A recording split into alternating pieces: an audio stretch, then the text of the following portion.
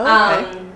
So I don't know. I guess if you can even remember like what that was all about and kind of, like why you kind of came to that, and if you can kind of remember, just describe it maybe even physically. But you can start by like how you came to paint that. Okay, sure.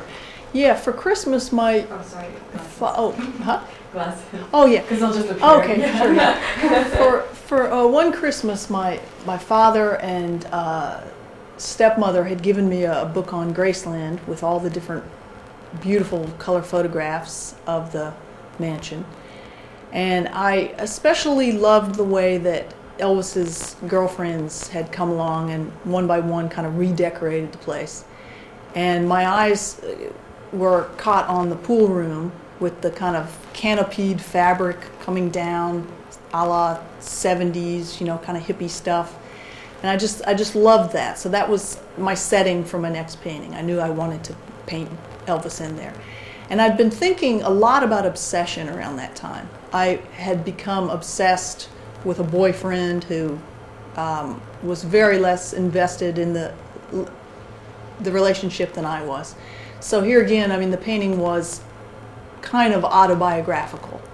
And in the painting, Elvis is walking across the span of the pool room, and he's almost floating. He's got on a white jumpsuit, and he's kind of priestly. And he's reaching out to offer this obsessed fan milk and cookies. And at the far end of the painting, the fan is kind of crouching behind the pool table, and out of her purse is coming a photograph that she's stolen from the mansion. It's as if she'd snuck in and got, you know, hid and was discovered. So I'm thinking about, as I'm doing this painting, both ends of the spectrum, the obsessee and the person who's being obsessed over. And I was thinking about how difficult it must be to be in a celebrity's shoes and have all these people that you've never met, you know, beating down your door, sending you fan mail, you know, stalking you, whatever. That it must be very difficult to not just entirely shut them out, but to remain, you know, gracious and loving. And then I was thinking about the other side of the spectrum with the person who is obsessing.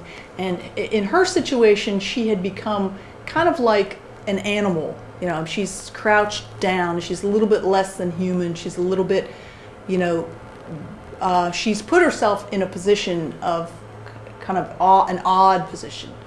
And how Elvis is choosing to approach her is very priestly in my mind, in this situation, as Jesus would approach someone who was sinning, really.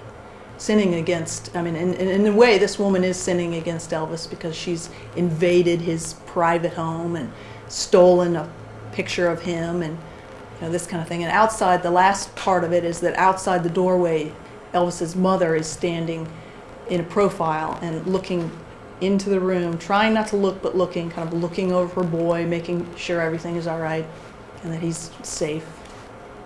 It's very interesting because, I mean, even though this person has, you know, invaded his space, he's still being very tender in a way towards them. You know, I mean, just he's offering her cookies and he's trying to comfort her. You know, like she's, you know, frightened, but I mean, maybe by his presence, maybe by the fact that she's been caught. Who knows? You know, maybe by her own obsession. But you know, he's being very tender and trying to, you know, give her comfort food. Yeah, that's good. And did you really get that out of it looking at it, or? Yeah. Well, that's great. That's really good. I don't know if I mentioned this the last time we were talking, but I mean, I was probably one of the first anorexics before they even coined the word. Because as I started to develop body fat when I was about 12 years old, I found it utterly disgusting. And I knew that this would make me unlovable, you know. I mean, I was very sensitive to the, again, I'll use the word propaganda that our society was giving me. And not consciously, I mean, like I say, they didn't even have a word for anorexia yet. But so I'm very much a sponge and very acute to these messages that are being put down in culture. So what I want to do is flip them on their face so that we can really look at them. I want to turn them upside down. I want to make fun of them. I want to, and I'm learning more and more about, through some books on Chaplin, about what parody is, what social commentary is, how he used that, how Chaplin used that. And something really interesting I came across was how, how political cartoons, they're not considered high art by most people and never will be. So actually, because they are a base art form, they have the right to speak to or criticize that which is base in culture. That's the form. The form fits the message. So I think that's another reason why I've always chosen this kind of kitschy Elvis stuff, because it seems to be the proper medium to scream to people, hey, you all are a bunch of white trash obsessed with how you look, for the most part. And I don't mean to offend any of you at Stanford or Yale. I know that you have perfect pedigree, and even your mommy from West Virginia is certainly not white trash. But anyway, just kidding. Well, I mean, is there something about Elvis the man that makes him a good candidate to, play the parts in all of these scenarios that you create? Oh yeah, I think he's a perfect paradox of We just start with Elvis again. I think Yeah. Elvis is, right? yeah, Elvis is definitely a perfect paradox of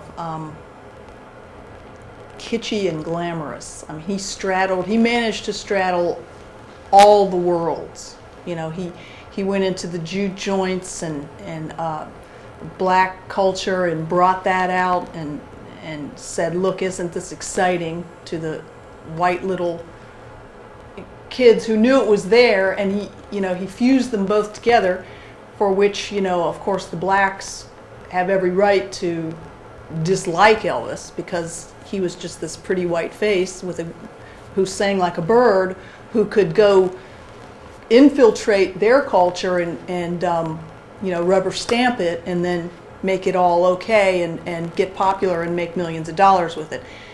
But the thing that's fascinating to me is that he did go through all the social strata, from poverty, to and the way he groomed himself, the way he became a idol, from taking care of his hair when he was in high school to always pressing his clothes neatly, These are things we should all take a little more concern about here.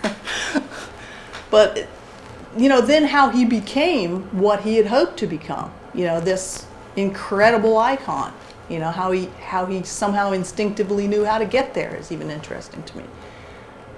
I think you said last time you said something about that he was you were interested by him because you would look at pictures of him and he was very readable or vulnerable in some way, and that other celebrities kind of were taught or able to edit those out of their kind of like public persona, but somehow you could just read whatever you wanted to read into him. And I'm sure that has some kind of significance as to like how you are able to put him into all these scenarios that all these worlds that you create.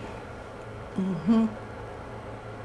That's probably true, and that's probably why I picked him first. I mean, although I also like to, use the Beatles to make fun of our pop culture in different ways, I probably did pick